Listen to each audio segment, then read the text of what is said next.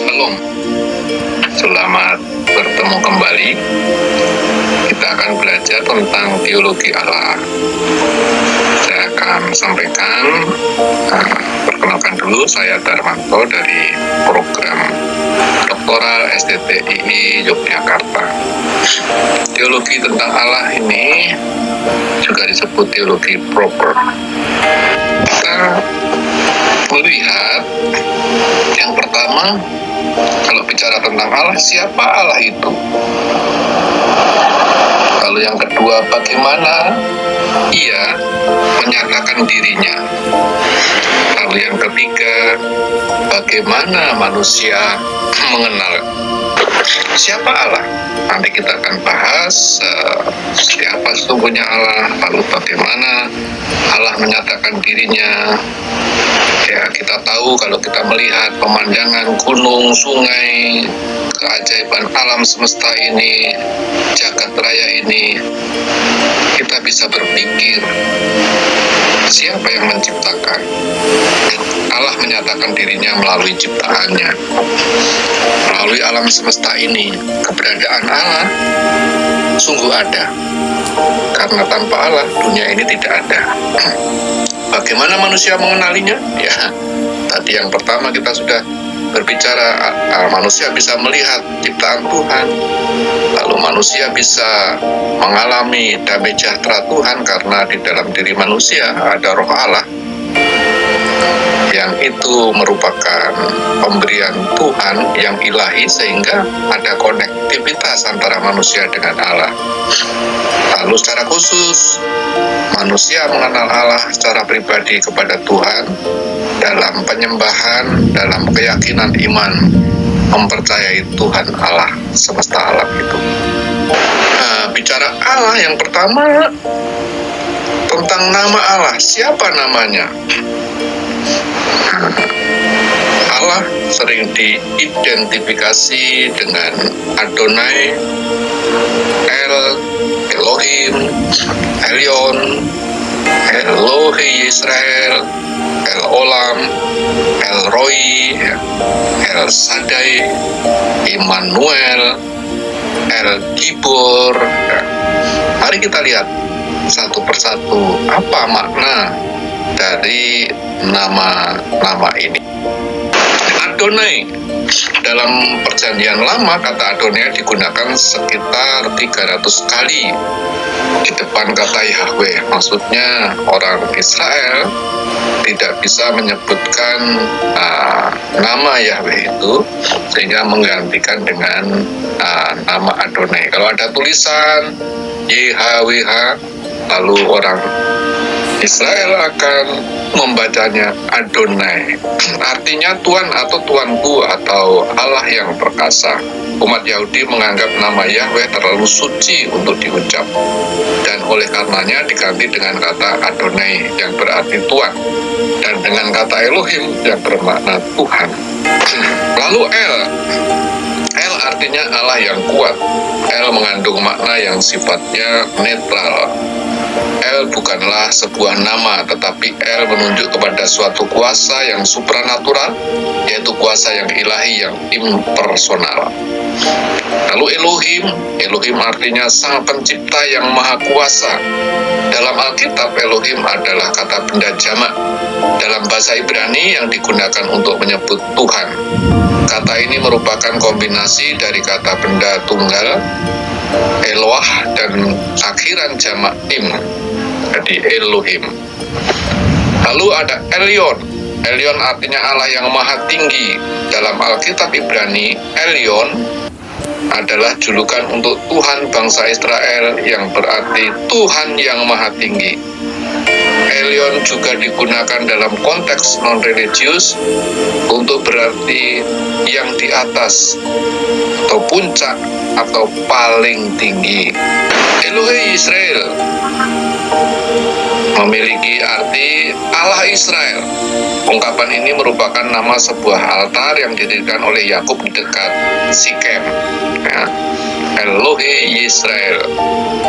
God is the God of Israel. Nama altar saat Yakub kembali dari Padanaran bersama keluarganya. Lalu El Olam. El Olam adalah nama Allah dalam bahasa Ibrani yang artinya Allah yang kekal. Sekilas ini mungkin tampak seperti insiden kecil dalam kehidupan Abraham, tetapi di Berseba kita melihat bahwa Abraham memanggil Tuhan sebagai El Olam atau Allah yang kekal. Lalu El Roi. El Roi artinya Allah yang melihat. El Roi bahasa Ibrani Alkitab ya, diromanisasi menjadi El Roi ya. Adalah salah satu nama Tuhan dalam kitab Ibrani. Nama ini digunakan oleh Hagar dalam Kejadian 16 ayat 13. Kemudian Hagar menamakan Tuhan yang telah berfirman kepadanya itu dengan sebutan Engkaulah El Roi, sebab katanya bukanlah di sini kulihat dia yang telah melihat aku. Lalu El Shaddai.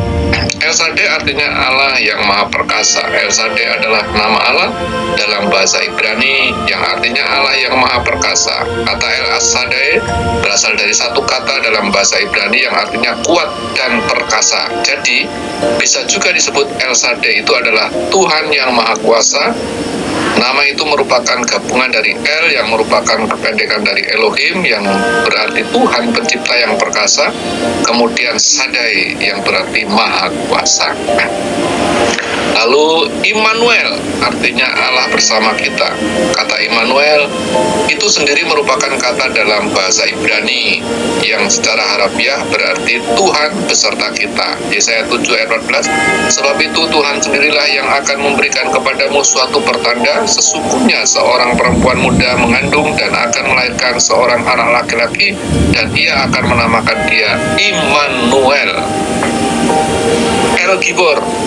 El Gibor artinya Allah yang perkasa. El Gibor adalah istilah dalam bahasa Ibrani yang berarti Allah yang perkasa atau Magnificat. Kata ini merupakan gabungan dari dua kata, yaitu El yang berarti Allah dan Gibor yang berarti kekuatan atau kuasa atau pahlawan. Lalu bagaimana keberadaan Allah? Allah itu seperti apa? Allah adalah Allah yang kekal, yang ada sejak dahulu hingga kini dan akan terus ada. Allah adalah Alfa dan Omega, yang ada dan yang sudah ada dan yang akan datang. Allah tidak berubah. Allah adalah wujud mulia raya maha kekal yang mencipta dan memelihara segala sesuatu. Allah adalah transenden, sepenuhnya lepas dan terpisah dari jagat bendawi atau duniawi, sekaligus imanen, melibatkan diri di dalam jagat bendawi atau duniawi. Allah sempurna dan kudus sama sekali tanpa dosa dan benar sama sekali. Tidak ada tandingannya yang lain. Itu keberadaan. Lalu sifat-sifat Allah seperti apa? Allah itu maha hadir dimanapun, kapanpun, waktu yang sama, saat yang sama. Tuhan ada di mana-mana, bisa bertemu dengan umatnya. Maha tahu, mengetahui bahkan isi hati manusia. Manusia tidak bisa bersembunyi di hadapan Allah, karena Allah maha tahu. Allah maha kekal, sudah dikatakan tadi. Allah ada sejak dulu, sekarang, dan selama-lamanya. Allah kekal dari dulu dan selama-lamanya. Allah maha kudus, Allah yang kudus. Tidak ada dosa yang bersentuhan dengan Allah. Makanya manusia yang berdosa akan dihukum, kecuali dikuduskan oleh Tuhan Allah supaya layak bisa bertemu Tuhan. Allah maha kasih, kasihnya sudah terbukti dengan menyelamatkan manusia yang harusnya dihukum. Lalu Allah sendiri turun di dalam diri Tuhan Yesus untuk menyelamatkan manusia. Allah maha besar, tidak ada tandingannya, tidak ada bandingannya. Allah maha besar dari segala sesuatu, sungguh amat besar. Itulah teologi tentang Allah yang kita pahami. Jadi dapat disimpulkan bahwa doktrin tentang Allah dalam agama Kristen atau teologi Kristen adalah Allah adalah pribadi yang berakal, mampu menentukan jalan hidupnya, dan memperkenalkan dirinya kepada manusia. Allah memiliki sifat-sifat kebesaran dan kekudusan yang menunjukkan kesempurnaannya. Allah bersifat Tritunggal, yaitu satu dalam 3 pribadi, yaitu Bapa, Anak, atau Yesus Kristus, dan Roh Kudus. Allah adalah satu-satunya Tuhan yang menciptakan alam semesta dan segala isinya. Allah memiliki kekuasaan absolut, tidak dapat berubah, dan memiliki jarak dengan manusia, tetapi juga sangat dekat dengan hidup manusia. Terima kasih. Tuhan memberkati kita semua. Salam.